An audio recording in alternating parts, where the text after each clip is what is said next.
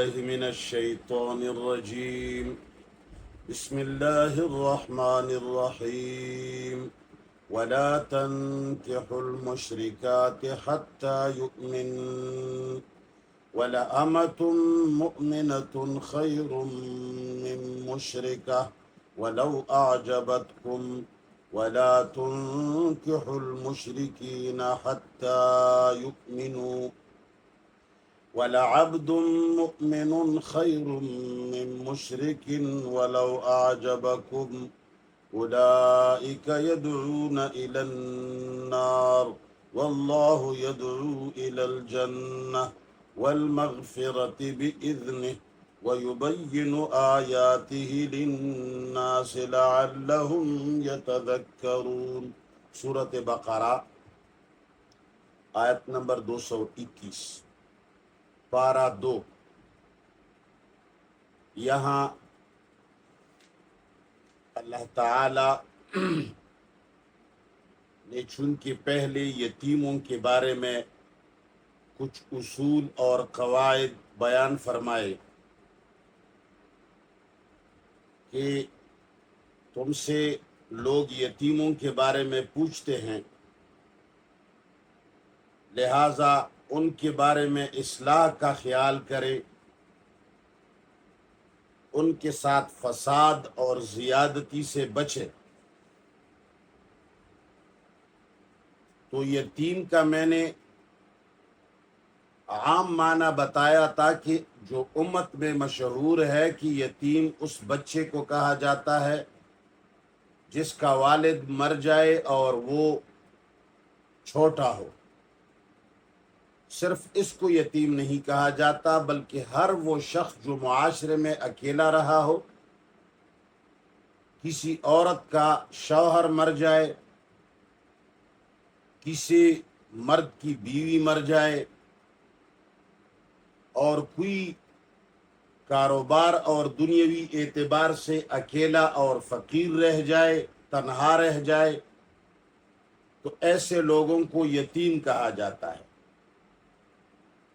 تو ان یتیموں کے اندر بیوہ عورتیں بھی آتی ہیں اور جوان لڑکیاں بھی آتی ہیں جو اکیلے رہ جاتی ہیں. تو لہٰذا اب ان کے بعد اللہ تعالیٰ فرماتے ہیں وَلَا تَنْكِحُوا الْمُشْرِكَاتِ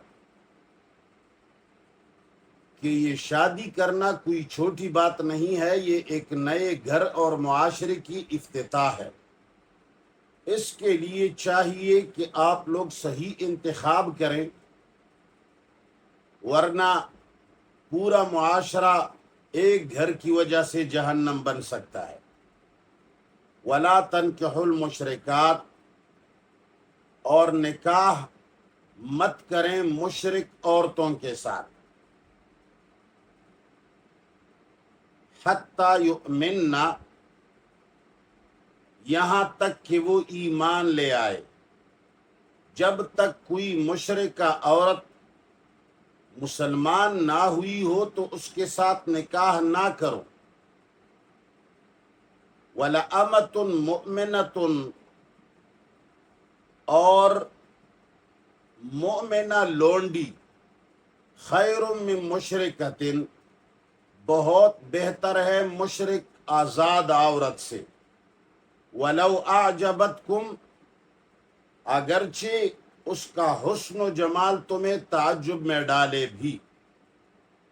یعنی شادی کے معاملے میں تم دولت ثروت کو نہ دیکھا کرو. اگر دولت اور ثروت کو دیکھنا ہوتا تو اللہ تعالیٰ لونڈی کو آزاد عورت مشرکہ کے مقابلے میں بہتر نہ فرماتے. لیکن چونکہ لونڈی غریب ہوتی ہے، بغیر مال کی ہوتی ہے، تو اگر وہ مومنہ ہے اور ان کے اخلاق اچھے ہیں، گھر میں تمہارے ساتھ اس کا جنت بن سکتا ہے گھر، تو وہ تمہارے لیے بہتر ہے من مشرکۃ مشرک آزاد عورت سے. وَلَوْ أَعْجَبَتْكُمْ اگرچہ اس آزاد عورت کا حسن و جمال تمہیں تعجب میں ڈالے بھی. ولا تنکحوا المشرکین، اور تم اپنی بیٹیوں کو نکاح میں مت دو،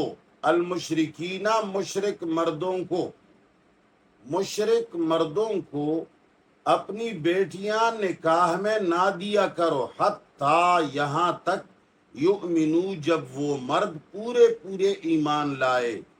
جب تک ایمان نہ لایا ہو کسی مشرک کو اپنی بیٹی کا رشتہ نہ دیا کرو۔ وَلَعَبْدٌ مُؤْمِنٌ، اور غلام جو مومن ہو، یعنی کوئی بغیر مال کے غریب اور غلام آدمی لیکن مومن ہو، خیر، وہ بہت بہتر ہے، من مشرکن، ایک آزاد مشرک آدمی سے، ولو اعجبکم، اگرچہ اس آزاد آدمی کا حسن و جمال و کمال تمہیں تعجب میں ڈالے بھی، اس سے غلام مومن اچھا ہے۔ اللہ تعالیٰ پھر آخر میں اس کی وجہ بیان فرماتے ہیں کہ اولئک، یہ لوگ، یہ جو مشرک ہیں، خواہ عورت ہو خواہ مرد ہو، یدعون الی النار، یہ بلایا کرتے ہیں آگ کی طرف، چونکہ جو آدمی مشرک ہوتا ہے وہ تمہیں جہنم کی طرف دعوت دیتا ہے، واللہ یدعو الی الجنہ، اور اللہ تعالیٰ تمہیں دعوت دیتا ہے جنت کی طرف، والمغفرت، اور بخشش کی طرف، بِإِذْنِهِ، اپنے حکم سے، وَيُبَيِّنُ آیَاتِهِ، اور وہ بیان کرتے ہیں اپنے احکام، للناس، لوگوں کے سامنے، لعلہم یتذکرون، اس لیے تاکہ یہ لوگ نصیحت قبول کریں۔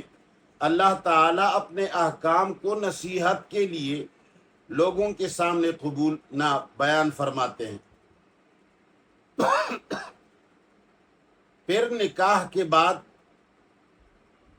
موقع آتا ہے جماع کا، نسل کا، چونکہ نکاح ہوتا اس لیے ہے کہ نسل بڑھ جائے، تو اللہ تعالیٰ فرماتے ہیں وَيَسْأَلُونَكَ عَنِ الْمَحِيضِ، اور یہ لوگ تم سے پوچھتے ہیں حیض کے بارے میں، مہینے میں جو ایک مرتبہ بیماری آتی ہے عورت کے اوپر، جس کو ماہواری کہتے ہیں، حیض کہتے ہیں، بیماری کہتے ہیں، چونکہ یہ پچھلی کتابوں کے اندر بھی یہ چیز ممنوع تھی، سارے مکاتب فکر عورتوں کے ساتھ ایسے زمانے میں نہیں ملا کرتے تھے، لیکن اس میں افراط اور تفریط بہت زیادہ تھی۔ کچھ لوگ عورتوں کو اتنے الگ کرتے تھے کہ ان کے ساتھ کھانا تک نہیں کھاتے تھے اور ان کے ہاتھ کا پانی تک نہیں پیتے تھے، تو اللہ تعالیٰ نے اس افراط اور تفریط کے بیچ میں ایک اعتدال کا حکم فرمایا وَيَسْأَلُونَكَ عَنِ الْمَحِيضِ، اور یہ لوگ آپ سے پوچھتے ہیں حیض کے بارے میں، قل، آپ کہہ دیں، ہوا اذن، یہ ایک بیماری ہے، یہ ایک گندگی ہے جس سے ضرر پہنچتا ہے، یہ ایک مضر چیز ہے، لہذا فاعتزلوا النساء، تم عورتوں سے دور رہو، فی المحیض، اس حیض کے دوران، یہ ایک ضرر رساں بیماری ہے، لہذا حیض کے دوران عورتوں سے دور رہو، معنی یہ ہے کہ ان کے ساتھ جماع نہ کرو، اس لیے کہ جماع کرنے سے کچھ بیماری لگ جاتی ہے، اور ویسی بھی ایک تلویث ہے، گندگی ہے، اور اللہ تعالیٰ گندگی کو پسند نہیں فرماتے۔ وَلَا تَقْرَبُوهُنَّ، اور ان کے قریب مت جاؤ، حتیٰ یہاں تک یطہرن، کہ جب وہ پاک ہو جائیں، جب تک عورت نے پاکی کے کپڑے تبدیل کر کے غسل نہ کیا ہے تو اس وقت تک اس کے قریب نہ جاؤ، فَإِذَا تَطَهَّرْنَ، جب وہ خود کو پاک کرے، یعنی وہ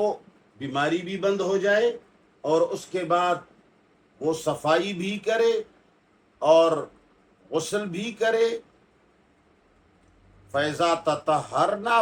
بس جب وہ اپنے آپ کو پاک کریں، فأتوہن، پھر آئیے ان کے پاس، من حیث امرکم اللہ، جیسا اللہ تعالی نے تمہیں امر کیا ہے.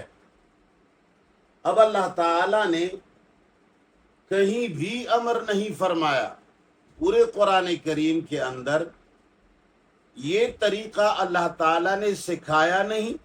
کہ تم اپنی بیویوں کے ساتھ اس طرح جمع کرو، لیکن اللہ تعالیٰ نے یہاں فرمایا من حیث امرکم اللہ، جیسے اللہ نے حکم دیا ہے. تو اس سے مراد ہے کہ جبلت کے اندر اللہ تعالیٰ نے جس طرح یہ چیز رکھی ہے، حیوانات کی جبلت میں بھی رکھا ہوا ہے. حیوانات اپنے دیگر مادہ حیوانات کو دیکھتے تک نہیں، لیکن جب ان کو ضرورت ہوتی ہے اور ولادت کا وقت آ جاتا ہے تو نر حیوان مادہ حیوان کی قریب آتا ہے اور وہ اس طریقے سے اس کے ساتھ ملتا ہے اور جمع کرتا ہے جس طریقے سے بچہ پیدا ہوتا ہو، اور اس راستے سے اس کے ساتھ ملتا ہے جس راستے سے بچہ پیدا ہو رہا ہو. چونکہ حیوانات کے اندر بھی تو دو راستے ہیں، مگر وہ حیوان کی جبلت میں بھی اللہ تعالیٰ نے یہ بات رکھی ہے کہ وہ اپنے مادہ حیوان کے ساتھ اس جگہ میں جمع نہیں کرتا جس جگہ میں تلویث ہے اور اولاد پیدا نہیں ہوتی. تو اس لیے اللہ تعالیٰ نے یہاں جبلت کی طرف حکم کیا. وَيَسْأَلُونَكَ عَنِ الْمَحِيضِ، اور تم سے لوگ پوچھتے ہیں حیض کے بارے میں. قل، آپ کہہ دیں، ہوا اذن، یہ ایک ضرر رسا گندگی ہے. فاعتزلوا النساء، پس تم دور رہو عورتوں سے، فی المحیض، حیض کے دوران. ولا تقربوہن، اور تم ان کے قریب مت جاؤ، حتی یطہرن، یہاں تک کہ وہ پاک ہو جائیں. فیضا تطہرن، جب وہ خود کو پاک کرے، فأتوہن، پھر ان کے پاس آیا کرو، من حیث امرکم اللہ، جیسے اللہ نے تمہیں حکم دیا ہے، یعنی تمہاری جبلت کے اندر جو رکھا ہوا ہے. ان اللہ یحب التوابین، یقیناً اللہ تعالی محبت کرتا ہے، چاہتا ہے توبہ کرنے والوں کو. اگر تم لوگوں سے اس سے پہلی کوئی غلطیاں ہوئی ہوں تو اس سے توبہ کرو، اللہ تمہیں معاف کر دے گا. وَيُحِبُّ الْمُتَطَہِّرِينَ، اور اللہ تعالی محبت کرتے ہیں پاکی کرنے والوں کے ساتھ، جو خود کو پاک اور صاف رکھتا ہے، گندگیوں سے دور رہتا ہے اور توبہ کرنے میں پہل کرتا ہے. تو اللہ ایسے لوگوں کے ساتھ محبت کرتے ہیں. نساؤکم حرث لکم، تمہاری بیویاں تمہارے لیے کھیت ہیں،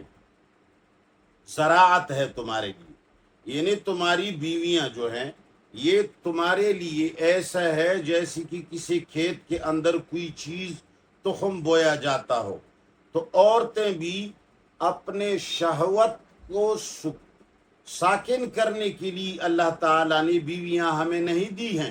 کہ ہم صرف اور صرف اپنی پانی بہا کر اور اپنا خواہش مٹا کر ان سے ملیں. نہیں، بلکہ عورتوں کے اندر افزائش نسل جیسی نعمت رکھی ہوئی ہے جس سے اللہ تعالیٰ اپنے بندوں میں اضافہ فرماتے ہیں. تو اللہ تعالیٰ فرماتے ہیں یہ تمہاری لیے کھیتی ہے. نساؤکم، تمہاری بیویاں، حرثن، کھیتی ہے، لکم، تمہاری لیے. فأتو حرثکم، لہذا تم آیا کرو اپنی کھیتیوں کو، انا شئتم، تم جب چاہو. اس انا کے بارے میں بہت سارے مفسرین نے انا کا معنی یہ کیا ہے کیف شئتم، کہ تم جس طرح آنا چاہتے. اب اس طرح آنے سے کچھ ناکارہ لوگوں نے ناکارہ قسم کے روایات گھڑ لیے ہیں، اس لیے کہ یہاں معنی میں تبدیلی کر کے وہاں رسول اللہ صلی اللہ علیہ وسلم کے نام پر ایک روایت داغ دیتے ہیں، پھر لوگ سمجھتے ہیں کہ اس کی تفسیر تو رسول اللہ صلی اللہ علیہ وسلم نے کی ہے اور کسی کو جرت بھی نہیں ہوتی، حالانکہ رسول اللہ صلی اللہ علیہ وسلم ایسے بےہودہ تفسیریں نہیں فرماتے، یہ لوگوں نے ان کے نام پر تھوپے ہوئے ہیں۔ اب بخاری کے اندر ایک روایت اس کے بارے میں وضع کی گئی ہے کہ ابن عمر سے روایت ہے، لمبی روایت ہے، پوری بات ہمیں صرف مقصد کی بات کرنی ہے کہ ابن عمر نے فرمایا کہ یہ آیت اللہ تعالیٰ نے اس لیے نازل فرمائی ہے کہ تم اپنے بیویوں کے پاس پیچھے کی طرف سے آیا کرو، اے فی الادبار کا لفظ وہاں آیا ہے، اس کے بارے میں پھر فتح الباری نے اپنی تحقیقیں کی ہے، اس پر کافی مثالیں پیش کی ہیں، اور عمدۃ القاری میں امام عینی رحمۃ اللہ علیہ نے بھی بڑی تحریریں پیش کی ہیں، اور اس کے علاوہ 2 کتابیں بھی اس پر لکھی گئی ہیں پچھلے زمانوں میں، یہ روایت ایسی ہی ہے۔ بہرحال روایت من گڑت ہے، پیچھے کی طرف سے عورت میں آنا یہ من حیث امرکم اللہ کے خلاف ہے، اس لیے کہ اللہ تعالیٰ نے حیوانات کی جبلت میں جو کچھ رکھا ہے تو کوئی حیوان دوسرے حیوان کے پیچھے کے راستے سے نہیں ملتا، لہٰذا اللہ تعالیٰ نے انسان کی جبلت کے اندر بھی یہی رکھا ہے کہ انسان اگر آتا ہے تو اس راستے سے آتا ہے، لہٰذا انا شئتم کا ترجمہ جس طرح کہ عام مفسرین نے یہ کیا ہے، فأتوا حرثکم، تم آیا کرو اپنی کھیتی میں، انا شئتم، جس طرح تم چاہتے ہو، تو جس طرح چاہتے ہو سے لوگ یہی معنی نکالتے ہیں کہ پھر پیچھے کی طرف سے بھی آیا کرو، لہٰذا معنی یہ ہے فأتوا حرثکم، تم آیا کرو اپنی کھیتی میں، انا شئتم، جب چاہو، جب چاہو کا معنی یہ ہے کہ سوائے ان چیزوں کے جب اللہ تعالیٰ نے جو منع کیا ہے کہ فاعتزلوا النساء فی المحیض، حیض کے دوران نہ آیا کرو،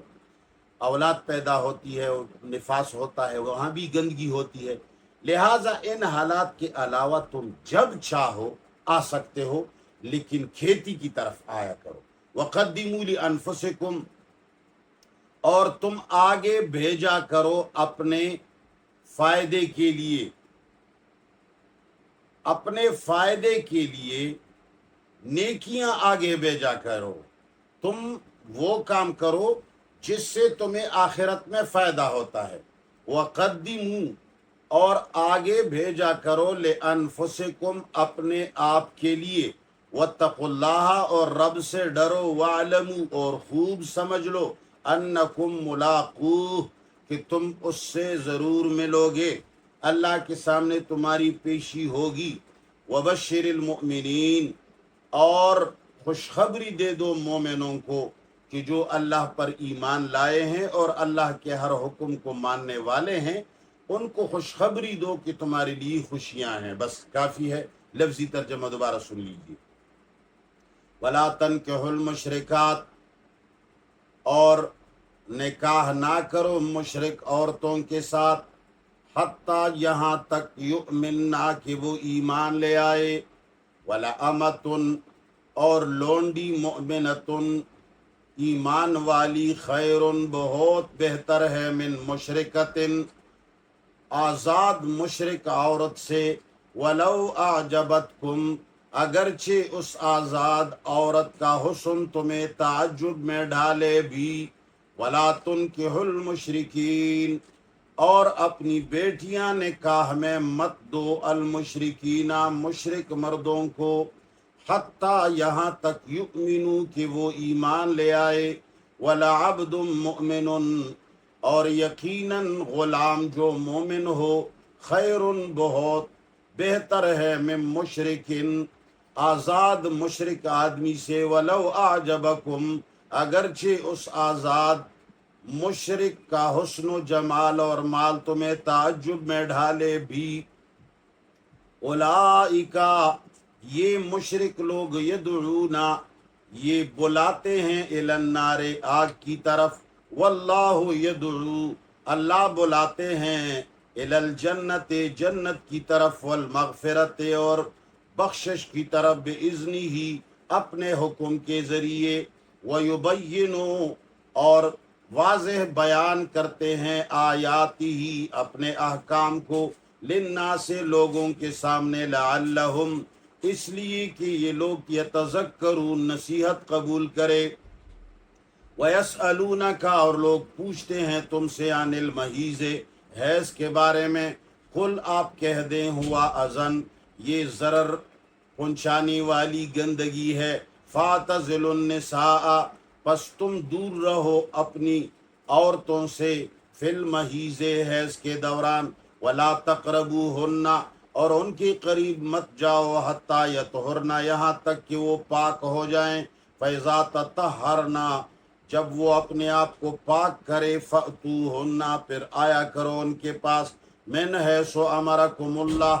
جیسا کہ اللہ تعالی نے تمہیں حکم دیا ہے فطرت میں، ان اللہ یقیناً اللہ یحب التوابین محبت کرتے ہیں توبہ کرنے والوں کے ساتھ، وَيُحِبُّ الْمُتَطَہِّرِينَ اور محبت کرتے ہیں پاکی کرنے والوں کے ساتھ، نساؤکم بیویاں تمہاری، حرث لکم یہ عورتیں تمہاری، حرث لکم یہ تمہارے لیے کھیتی ہے، فَأْتُوا حَرْثَکُمْ پس آیا کرو اپنی کھیتی میں، اَنَّا شِئْتُمْ جب تم چاہو، وَقَدِّمُوا لِأَنفُسِكُمْ اور آگے بھیجو اپنے فائدے کے لیے نیکیاں، وَاتَّقُوا اللَّهَ اور رب سے ڈرا کرو، وَاعْلَمُوا اور سمجھ جاؤ، أَنَّكُمْ مُلَاقُو کہ تم ان سے ملنے والے ہو، وَبَشِّرِ الْمُؤْمِنِينَ اور خوشخبری دے دو مومنوں کو، وصلی اللہ تعالی علی خیر خلقہ محمد وآلہ وصحبہ اجمعین، الہ العالمین سارے لوگوں کو قرآن کی طرف راغب فرما، چھوٹے بڑوں کی محبت قرآن کے ساتھ وابستہ فرما، اللہم ربنا آتنا فی